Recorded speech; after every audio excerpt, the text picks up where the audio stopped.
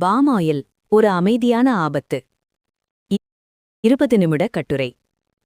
இன்றைய காலத்தில் நாம் தினமும் உண்ணும் உணவுகளில் பெரும்பாலானவை ஒரே ஒரு எண்ணெயின் மீது அதிகமாக சார்ந்திருக்கின்றன. அந்த எண்ணெய்தான் பாமாயில். பாமாயில் பிஸ்கட், சிப்ஸ், இனிப்புகள், சோப்பு, ஷாம்பு, குழந்தைகளுக்கான உணவுகள், ஹோட்டல் உணவுகள், பேக்கரி பொருட்கள் என நாம் கண்ணால் பார்க்காமல் பயன்படுத்தும் பல பொருட்களில் பாமாயில் உள்ளது. விலை குறைவு, நீண்ட காலம் கெடாத தன்மை, அதிக லாபம் ஆகிய காரணங்களால் பாமாயில் இன்று உலகம் முழுவதும் அதிகமாக பயன்படுத்தப்படுகிறது. ஆனால் இந்த பாமாயில் நமக்கு தரும் தீமைகள் பற்றி நாம் எவ்வளவு தெரிந்து வைத்திருக்கிறோம்? 1. பாமாயில் என்றால் என்ன? பாமாயில் என்பது ஆயில் பாம் எனப்படும் மரத்தின் கனிகளிலிருந்து எடுக்கப்படும் எண்ணெய். இந்த மரங்கள் பெரும்பாலும் மலேசியா, இந்தோனேஷியா, ஆப்பிரிக்கா நாடுகளில் பெருமளவில் வளர்க்கப்படுகின்றன. உலகத்தில் பயன்படுத்தப்படும் எண்ணெய்களில் சுமார் 35-40% பாமாயில்தான். 2. பாமாயிலின் முக்கிய தீமைகள். 2.1 மனித உடல் நலத்திற்கு ஏற்படும் தீமைகள். இதய நோய்கள். பாமாயிலில் சாச்சுரேட்டட் ஃபேட், நிறைந்த கொழுப்பு அதிகமாக உள்ளது. இந்த கொழுப்பு கெட்ட கொலஸ்ட்ரால் LDL அதிகரிக்க செய்கிறது. நல்ல கொலஸ்ட்ரால் HDL குறைகிறது. இரத்த நாளங்களில் கொழுப்பு படிவதற்கு வழிவகுக்கிறது. இதனால் மாரடைப்பு, இதய அடைப்பு, உயர் இரத்த அழுத்தம் போன்ற பிரச்சினைகள் ஏற்படுகின்றன. சர்க்கரை நோய், டயபெட்டிஸ். பாமாயில் அதிகம் பயன்படுத்தும் உணவுகள் இன்சுலின் செயல்பாட்டை குறைக்கின்றன, உடலில் கொழுப்பு சேர்வதை அதிகரிக்கின்றன. இதனால் டைப் 2 டயபெட்டிஸ் வரும் அபாயம் அதிகரிக்கிறது. உடல் பருமன், ஒபிசிட்டி.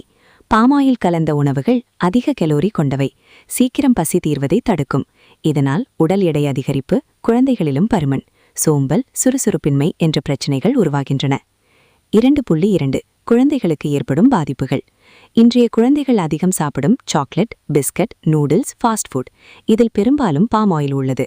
இதனால் நோய் எதிர்ப்பு சக்தி குறைவு, ஹார்மோன் சமநிலை பாதிப்பு, மூளை வளர்ச்சியில் பாதிப்பு, கவனம் குறைவு போன்ற தீமைகள் ஏற்படுகின்றன. 2.3 புற்றுநோய் அபாயம். நீங்கள் ஹோட்டல் அதிகமாக சாப்பிட்டீங்கன்னா கண்டிப்பாக அதில் பாமாயில் தான் உங்களுக்கு கலந்து கொடுப்பாங்க. ஸோ நீங்கள் பாமாயில் உணவுகள் வீட்டில் சேர்க்காமல் இருக்கலாம். ஆனால் அவசரத்துக்கு சாப்பிட்ற பாமாயில் கூட உங்களுக்கு விஷமாக மாறும் வாய்ப்பு அதிகமாக இருக்குது. ஸோ நீங்கள் பாமாயிலை குறைக்கணும்னா நீங்கள் வெளி உணவுகளில் அதிக கவனம் செலுத்தாதீர்கள். நீங்கள் 100 ரூபாய் ஃபுட்டு சாப்பிட்றீங்கன்னா நீங்கள் 1000 ரூபாய், 2000 ரூபாய் ஒரு 2 வாரத்துலேயோ 1 வாரத்துலேயோ உங்களுக்கு உடம்பு சரியில்லாமல் போகும். நீங்கள் அப்போ கவனிக்கலாம், நீங்கள் ஏதோ சரியான சாப்பாடு சாப்பிடல, வாங்கி சாப்பிடல அப்படின்ட்டு உங்களுக்கு புரியும்.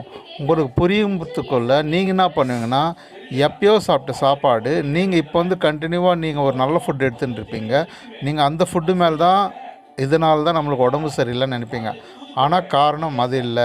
நீங்கள் முன்படியாக எங்கேயாவது ஹோட்டல் இல்லைனா திருவிழா இல்லைனா போன்ற நிகழ்ச்சிகளில் எங்கேயாவது நீங்கள் பாமாயில் கலந்த சாப்பாடு சாப்பிட்டிருந்தால் கண்டிப்பாக உங்களுக்கு நோய் வர வாய்ப்பு அதிகமாக இருக்குது.